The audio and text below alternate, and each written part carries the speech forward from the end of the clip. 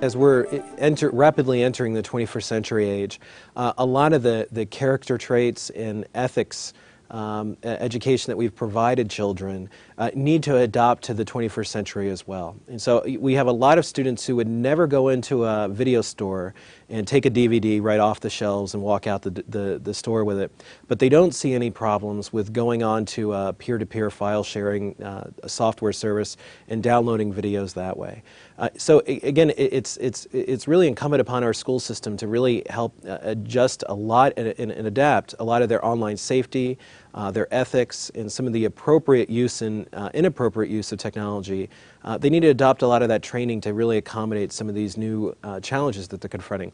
Everything from cheating to stealing to plagiarizing, to really how do you stay safe in school in an online environment. There's a huge need for that out there in helping to protect our kids.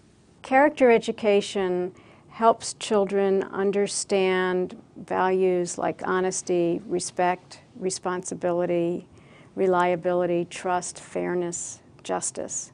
And it helps them do this by putting them in an environment that embodies those kinds of principles or values. Many polls have been taken over the last 10 or 15 years of the public and of parents, and they all come out incredibly high about the importance of schools taking on a greater role in teaching values that we widely share. And one of the key reasons for that has to do with technology. I think more and more Americans realize that technology is one of the reasons why young people now need more help in understanding why it is important to be respectful and increasingly important to be responsible, because children have a tremendous amount of power in their hands. Let's take a look at bullying. Bullying is a great example because I do think there's some similarities with what we've traditionally looked at as bullying as well as some differences. Cyberspace provides us with cover, provides us with anonymity. It also provides us with the ability to reach many, many, many more people. And I think that those two issues are the significant differences between bullying, traditional bullying, where I have to look at you square in the eye, where basically I have to be part of the power equation. I have to be stronger than you in order for bullying to take place.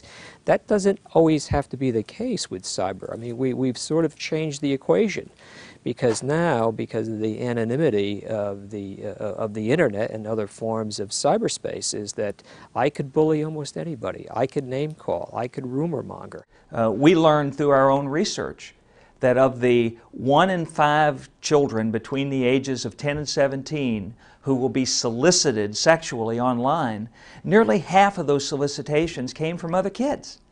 So in many ways, again, we're taking the interactions of the physical world and bringing them to the cyber world, where the risks are great and the fear produced can be enormous. So teachers and parents need to talk to their kids about etiquette and behavior and the ethics of the online world. What is an appropriate level of communication? What kinds of things you can say and how you can say them. The reality is school administrators, school systems are liable to all kinds of behavior within their schools. They're liable if they don't take appropriate steps to prevent violence or inappropriate touching or a host of other issues. We hope that administrators will recognize and realize that when kids are online, they're in public and there are risks, and that you should prepare for the kinds of risks that kids will face in your school online, just as you would any other sort of risk. That means having appropriate policies in place, training teachers and staff about those policies, communicating clearly in words and language that parents and kids understand what acceptable use is. Our acceptable use policy is not written at a grade appropriate level, especially when I'm dealing with first graders. There is no way that they can read that or even have their parents read it to them. How about your fifth graders? My fifth graders, I'd say 20% may get something out of it. I don't think it's read. I think they take home the form and say, "Mom, I want to go on the internet, sign this paper." It gets signed, it gets brought back to me. This is a new century and new ways of learning We have the horizons and vistas open to us with a keystroke if we want to. And I think that's the good news, is that kids have access to more information than we could ever thought of possible 10 years ago, 20 years ago. But we're also clearly cognizant of the fact that as much as cyberspace could help us, it also can hurt us. But there are ways that we could prevent kids from being hurt by cyberspace. I think that we want to build on the potential, we want to build on the positive aspects of cyberspace. And that means basically working with children, teaching families, teaching faculty how to effectively and positively use cyberspace.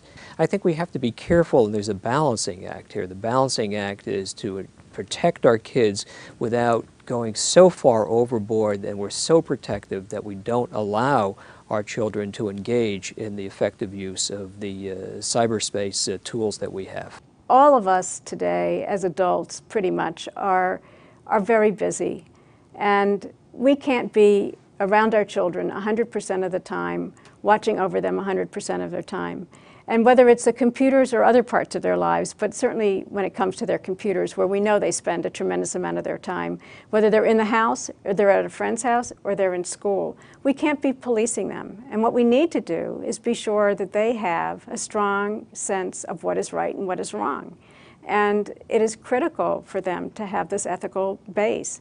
And with a computer, it is absolutely essential, because they can do real damage. They not only can do damage by cheating on a test and in a paper, but they can do damage by putting a worm into somebody's computer system and then having it grow.